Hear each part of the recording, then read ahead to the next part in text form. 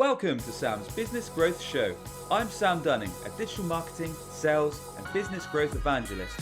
Tune in and subscribe today as I'll be interviewing business leaders, experts, and entrepreneurs from around the globe. You'll be learning their story, how digital marketing has helped them along the way, and exclusive tips and insights to help you skyrocket your own business.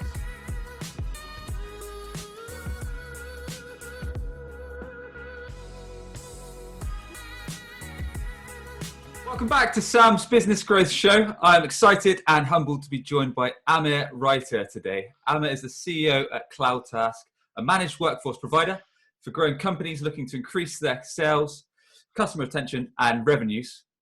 Amir built and sold his first company, aged just 30. He bootstrapped CloudTask with a $250K seed investment, and he's taken CloudTask from 0 to 200 full-time employees and a whopping $5 million in revenue within just 4 years with no outside investment. Amir, welcome to the show. How are you doing, man? Sam, I'm doing well, man. Thanks for having me. Awesome. So there's loads we want to cover today with yourself, Amir. We would love to know three main things, really. Your top business growth tips, your top digital marketing strategies that have helped you grow so fast. But firstly, we want to learn your story. So where you grew up ever since leaving school, some of the key events in your business life and what you've learned along the way up to founding CloudTask. So if you could start us off through your journey, and we'll cut in where we feel necessary, Amir. Yeah, definitely. Yes, I went to the University of Arizona, and my original plan was to become a doctor. So I was taking pre-med, taking pre-med, taking my MCATs, and I happened to actually get into a surgical podiatric program in Miami that I decided not to attend, and really wanted to get into what I thought was medical device sales because I heard great things about the business. And I said, hey, I can get my science fix, my medical fix, and also my business fix. And on that journey, in order to get there, at least in the States, they require 2 years of business-to-business sales experience. They typically look for companies that candidates that have gone through working for copier companies, have almost, been in the field, working door to door. So my journey was very interesting in the sense that I worked for a copier company. Didn't do so well. I was late to a morning meeting 2 times. And I got fired. Didn't make any sales, but I do. Oh, really? I think I was 22 at the time. Yeah, and then I worked for a water company, which was a B2B water company, and we were leasing bottleless water machines that would purify the water with like a water line. And I did really well at that, and eventually got into owning my own water service company called Innovative Water. Made some amateur mistakes. Always try getting the fancy schmancy. So at first I said, why get water bottleless machines to take the water from the water line? Why not go to the ones that take the water from the air? Ended up buying these machines from China. The quality was not the best. Let's say. Found out that our whole value proposition was saving people money on bottled water, but this compressor would cost $1 a day just to compress water from the air. So ended up learning, quite often. Lesson number one: never try to just buy direct from China and get a good price. Always go for quality and name brand. Because big lesson. It'll allow you to focus on selling and relationships versus fixing water machines every 5 seconds. So I had a water company, and we were financing the agreement. So somebody would sign for $50 a month, maybe for 60 months, right? And the paper would be sold to a bank. The bank would do the billing. We would get an sum fund of, let's say, $2,400 on the $3,000 of billing over 5 years. We were able to pay a rep $400 commission and collect the rest. So it was a leasing system, and we leased about 1,000 water machines. I think we crossed probably 1.5 million in sales in our first year. Cool. And that was your first company you've ever built? That was the first company. Yeah. It's not a bad start, man.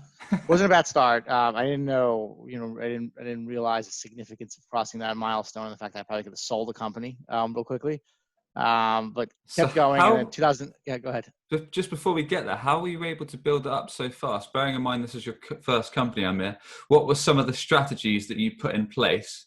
We had a big hiring and training program where we would hire and train a lot of people, and people would know their friend, their doctor, their office, and they were they were bonus heavy for their first 20 water coolers, right? So a lot of people didn't stay with us that long. So we kind of Right. created this recruiting system where people are always getting B2B sales experience, like giving free trials to 20 or 30 people they know working, and then moving on to something else. But it created a lot of new customers for us. So it's So like it was, referrals and networking and all this kind of stuff. yeah. And then we also had a call center, Oh, internal, right. five people. So we had people calling and making meetings on Got it. the Okay. phones. Yeah, and that kind So, of worked really well for us as well. awesome, dude. And you mentioned right at the start, you were going to go into medical device sales. Don't know if you've spoken to a guy called Will Barron, but he often refers to that on Yeah, his Salesman podcast. Anyway, cutting past that, you said you needed 2 years sales experience. So were you originally just planning to do the sales experience to go back into that? I And it was. just kind Yeah, of wandered off? Got just it. kind of wandered off into a water company. Then 2008 hit, and with the recession, banks weren't financing paperwork anymore. So at that point, we lost a lot of our financing, but we had a lot of month-to-month water cooler rentals where people who didn't get approved were paying $40 a month. So we had recurring revenue. And I split with my partner at that time, and I decided to open a supply company on the heels of the water company because I had a lot of hotels in Right. Miami Beach that were spending $300 a month renting 5 water machines, but they were spending thousands of dollars in supplies. So I created Cost Sure. Express, which was complete office service and supplies, with Okay. the idea of let me go upsell. So I was already thinking customer success back then. Let Yep. me upsell my current customers. Had a Nice. relationship. Let me say, hey, what are you spending on toilet paper, paper towels, cleaning products, right? And that was a interesting 4 years of just having a warehouse, a box truck, doing deliveries. Lesson learned: don't compete with Office Depot and Staples and the big box brands, because one of the problems with supplies that anybody would leave you for a few pennies off the dollar on a roll of toilet paper. So it wasn't really Sure. you weren't able to build a really specialty there. It was just products that people were using.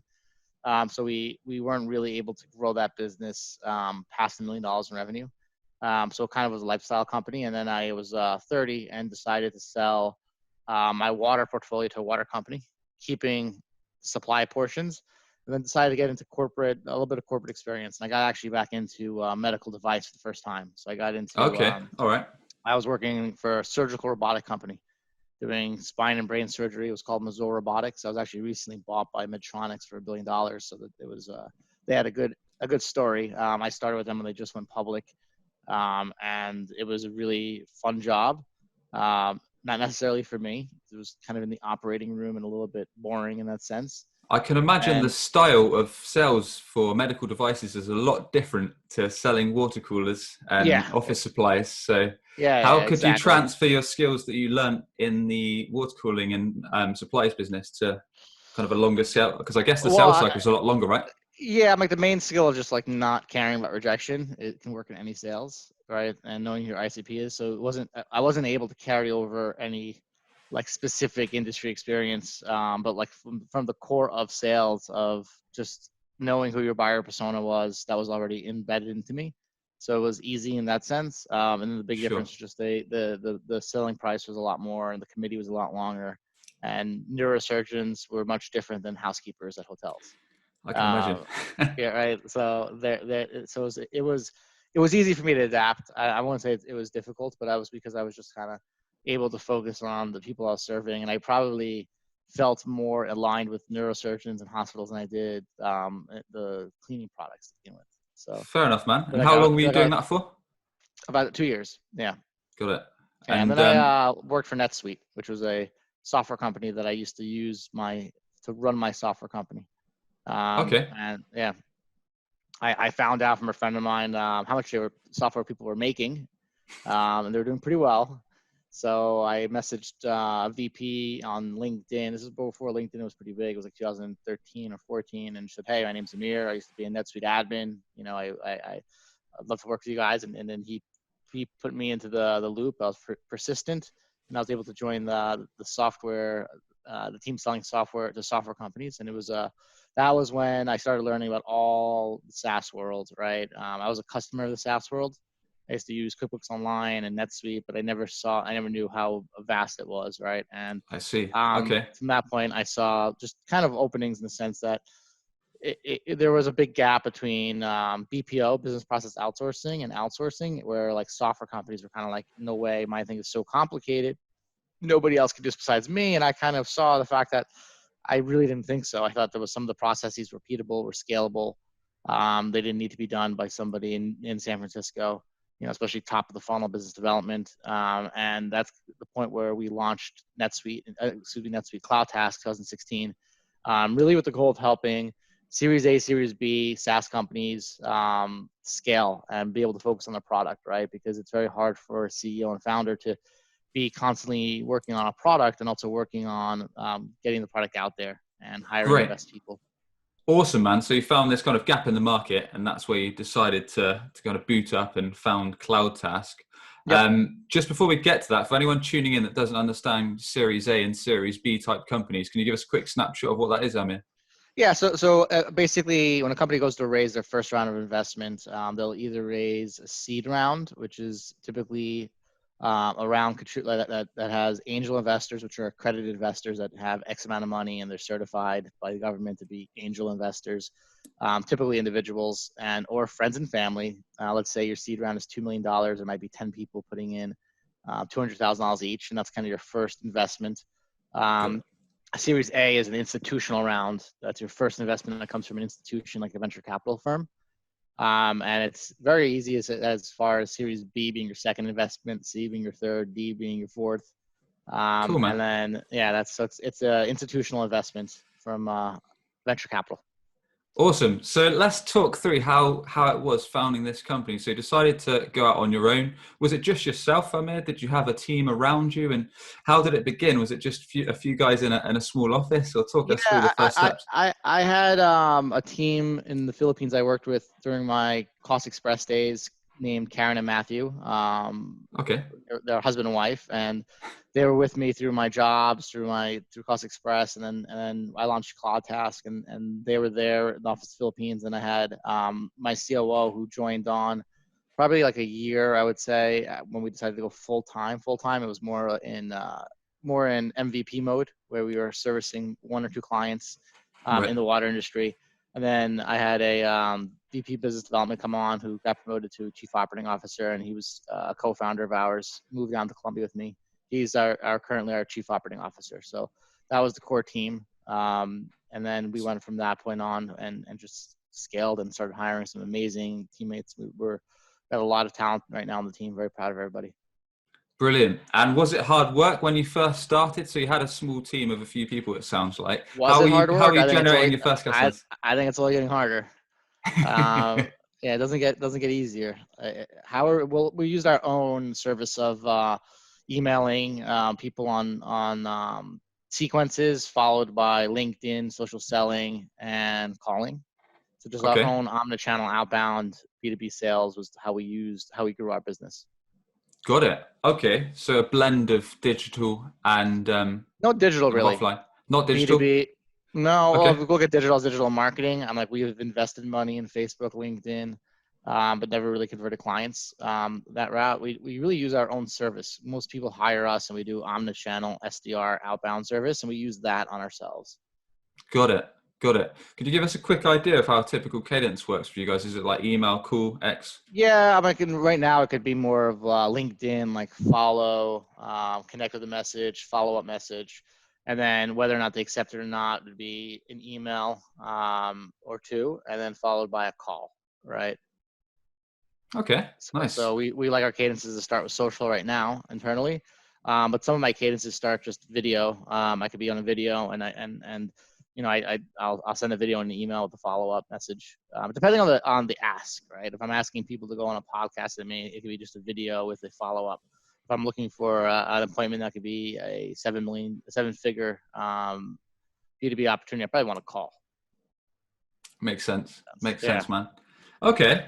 And are there any particular secrets or strategies? Because you guys have grown from 0 to 200 employees in a pretty short space of time, really.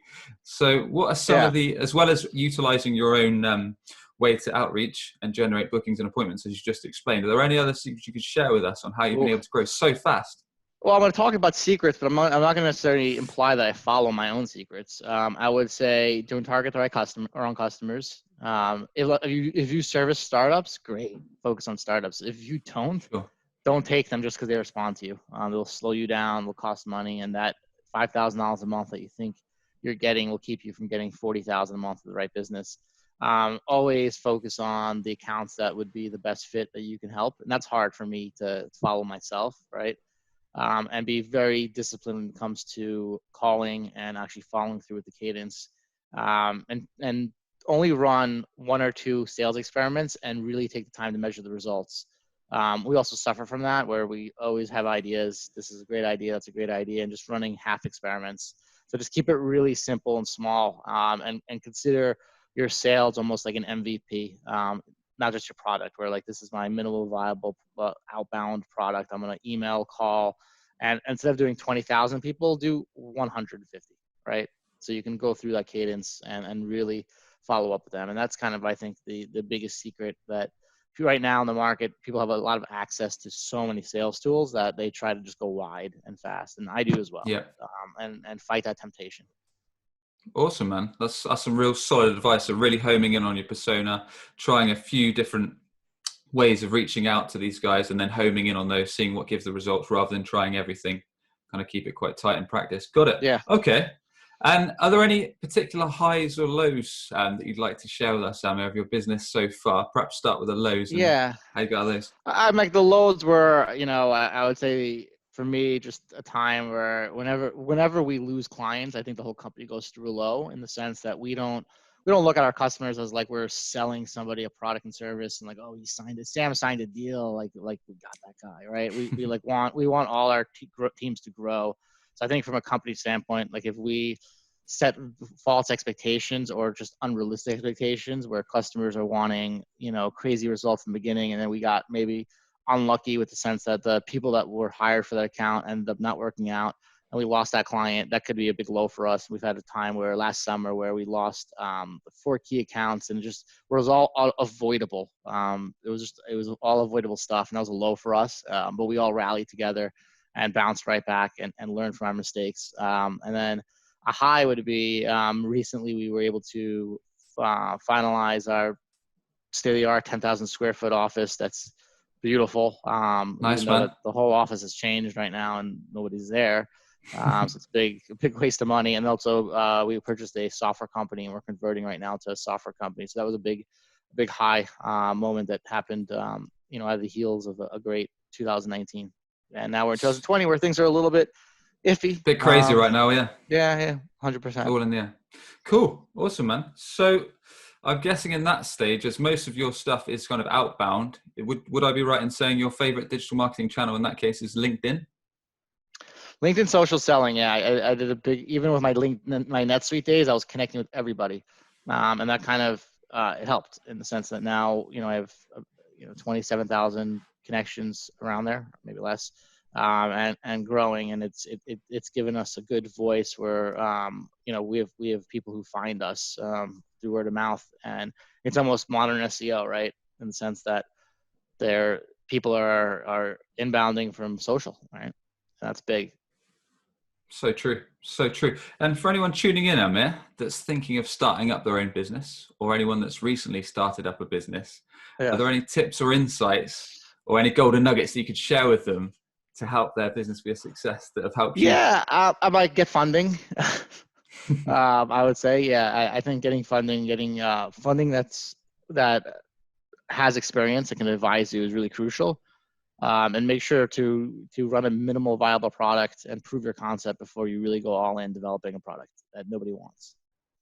If it's a product or service, always find people who want it first. Invest in that first. That's my advice. Makes perfect sense. And do you have any habits, Amir? Are there any daily habits that you've got or that you follow that you think are critical to your success?